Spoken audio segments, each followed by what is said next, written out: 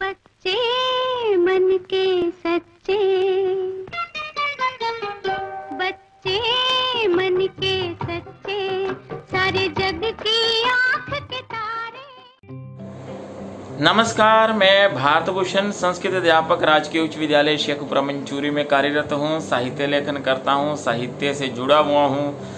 अनेक मंचों पे प्रस्तुति रहती है मेरी, और जीवन एक बहता दरिया मेरा प्रमुख काव्य संग्रह है। इसके अलावा भी अनेक साझा संग्रह प्रकाशित हो चुके हैं। तो प्यारे बच्चों, हिंदी मासिक महोत्सव के अंतर्गत आज मैं संवाद लेखन का वीडियो आपके सामने लेकर आया हूं। आप इस वीडियो को बड़े ध्यानपूर्वक समझेंगे, सुनेंगे और उसी के अनुसार आपने प्रतियोगिता में भाग लेना है।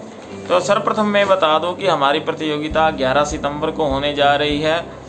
ये 10 से 12 वर्ष के बच्चे भी हैं इसके अंदर। वैसे तो 6 से 9 साल से के बच्चे और 10 से 12 वर्ष के बच्चों का भी ग्रुप है, लेकिन यह वीडियो अब 13 से 15 वर्ष के बच्चों के लिए और 16 से 18 वर्ष के बच्चों के लिए है। 13 से 15 वर्ष के बच्चों को 150 से 200 शब्दों में संवाद लिखना है और 16 से 18 वर्ष के बच्चों को 200 से 250 शब्दों में संवाद लिखना है। और उस लिखे हुए संवाद की फोटो खींचकर आपने 11 सितंबर को अपलोड करनी है, 11 सितंबर को व्हाट्सएप ग्रुप में प्रेषित करनी है।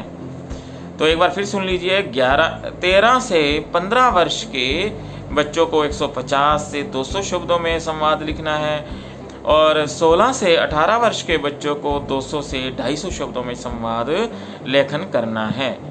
और 11 सितंबर को आपने व्हाट्सएप पर इस फोटो को प्रेषित करना है। आपका नाम लिखा होना चाहिए नीचे।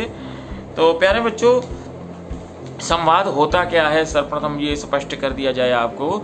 संवाद का अभिप्राय होता है 2 या 2 से अधिक लोगों के बीच में होने वाला वार्तालाप। 2 या 2 से अधिक लोगों के बीच में जो बातचीत होती है वो संवाद कहलाता है। संवाद के बिना मनुष्य जीवन की कल्पना भी नहीं की जा सकती। हम रोज संवाद बोलते हैं, लेकिन संवादों का लेखन जब किया जाता है, जब इसका किसी फिल्म में अथवा नाटक में इसका प्रयोग किया जाता है, तो इसको बड़ा बखूबी इसको प्ले करना पड़ता है, इसको प्रस्तुत करना पड़ता है। इसकी अदायगी खूबसूरत हो तो वो फिल्म, वो नाटक हिट होता है, कामयाबी को छूता है। तो प्यारे बच्चों, आपने जब संवाद लिखना है तो वो बड़े सावधानी से लिखना है और इसके कुछ नियम होते हैं। सर्वप्रथम तो संवाद ज़्यादा बड़े नहीं होने चाहिए, डायलॉग छोटे हों और स्पष्ट होने चाहिए। सबसे बड़ी बात है स्पष्टता हो उसके अंदर, भाव को ज़्यादा लपेटे वही संवाद अच्छा होता है।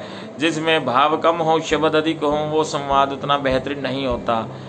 तो प्यारे बच्चों, इस बात का आपने विशेष ध्यान रखना है कि आपने छोटे लेकिन सरस, रोचक और अच्छे ढंग से उसको प्रस्तुत करना है।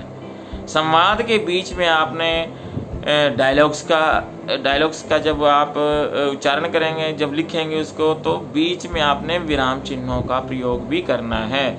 जैसे हम कई बार कहते हैं कि हम बातचीत होती है कि कहाँ से आ रहे हो, तो अब कहाँ से आ रहे हो तो इसके पीछे प्रश्नवाचक चिन्ह आता है।